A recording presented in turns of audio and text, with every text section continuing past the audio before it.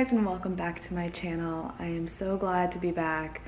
I'm not saying I will be continuously back, but I will post as much as I can because mom life, it's difficult, you know, adjusting to like a new routine and stuff. The last time you guys saw me, I was very pregnant. I was almost 42 weeks.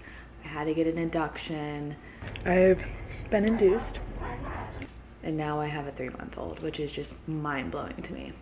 With that being said, I think the one piece of advice that I've actually really taken in is to thoroughly enjoy the time with your little one because they will never be this little again. So even through all the hard times when she's screaming, crying, and all I want for her to do is go to sleep, the second she falls asleep, I'm like, oh my God, like you just forget everything. And then next thing you know, they're 3 months old. Like, she is officially no longer a newborn, which is just, how? Time is such a thief.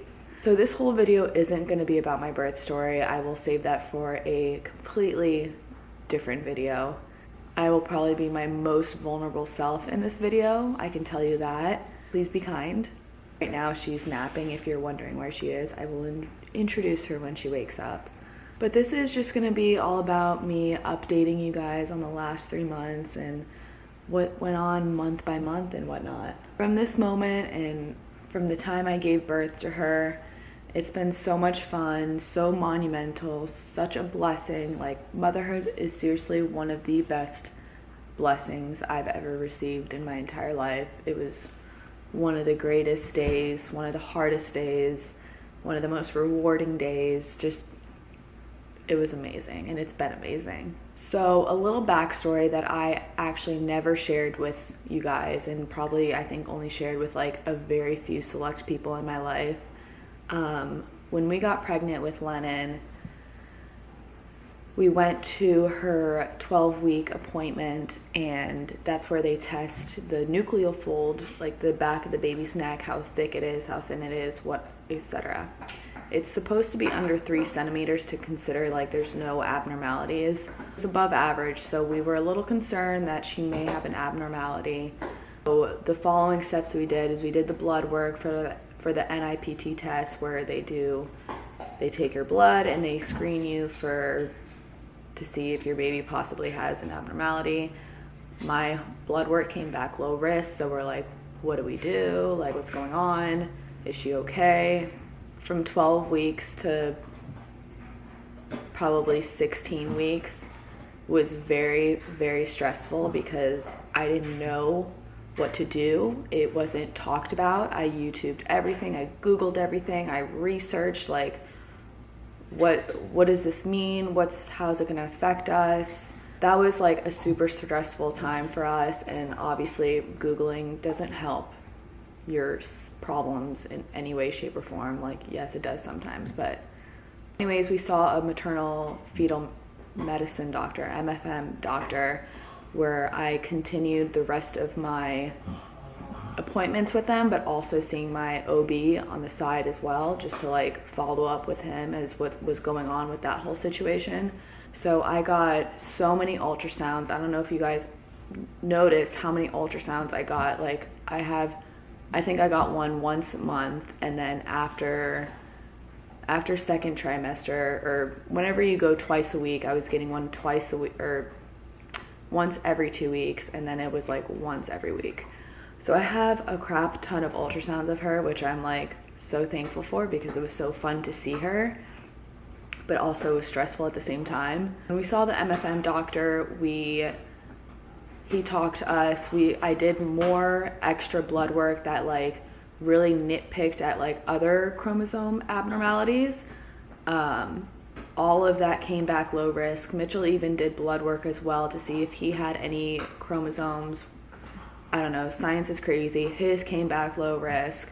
So we kind of just like kept an eye on her. She was growing really well. She was never like behind. A week ahead with her gestational age, so that's a really good sign. Her nucleal fold had gone down at like the 16-week appointment, so we were also considering an amniocentesis.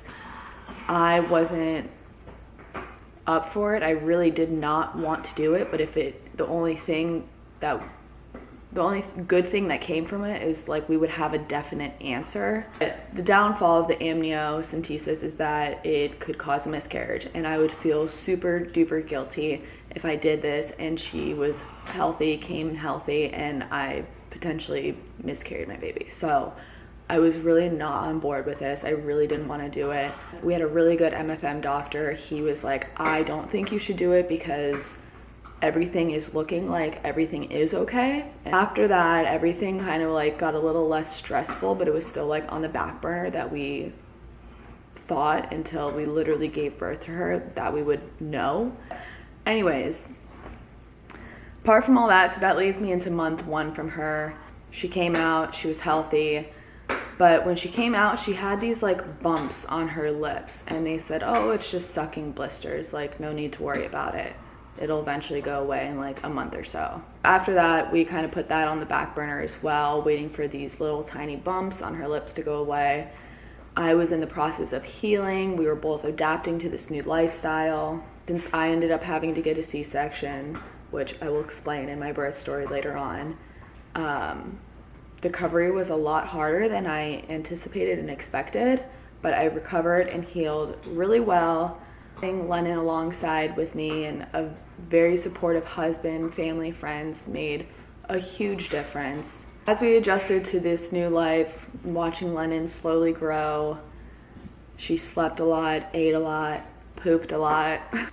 And when she had her 2-week appointment, she surpassed her birth weight, which was amazing. So I felt like super accomplished as a breastfeeding mom. But definitely month 1 was very scary for us, just because you have this new fresh human being in your house and that you don't know.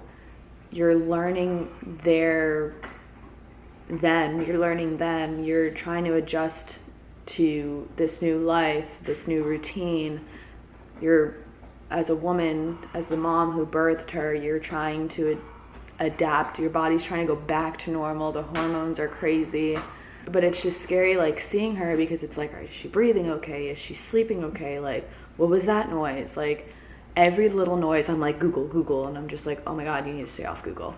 Like, month 1 is definitely where your motherly instincts kick in and you figure out like what's actually a problem versus what's not a problem. Month 1 was scary. So when we were in the hospital as well, she had a slight heart murmur. They took her away for a little bit, checked that out. Everything got cleared, which thank God. Bumps on her lips. We ended up seeing a pediatric dermatologist, and she said it's called Fordyce. I don't know if I'm saying this correctly. Fordyce spots, where like, I guess you have like glands on your lips, sebaceous glands on your lips that can be enlarged. And since Lennon sucked in so much of my hormones, these glands became enlarged. So if you've ever noticed, like on my Instagram or like videos or whatnot, you see these bumps. Please be kind. I know they're there. I know what it is. I'm doing the best I can as a mother. There's nothing we can do to treat it. It's just kind of supposed to go away on its own, hopefully by 6 months. If not, we have to see an ENT doctor. But those are what those bumps are if you've ever been curious. I haven't talked about it at all on my Instagram, so this is the first time of actually talking about it. But yeah, so like month 1 was just like, what's going on type thing with her. Like, she's healthy, but she also had like these little situations. She also got her freaking period. Like, the first week we had her, she had a full-blown period. And I'm like, what is going on? So it was all these like little things that were like scary, but not like scary in a way where like a health issue or anything. Like, she's completely normal and these things happen. It's just, as a new mom, you just don't understand. So month 2 got a lot better. She started to be more alert. I got cleared to start doing like normal everyday activities, aka working out, which I was so happy for. Her smiles were becoming more intentional. She went on her first beach trip. She loved it. She did so great. That weekend was the first time she ever slept through the night.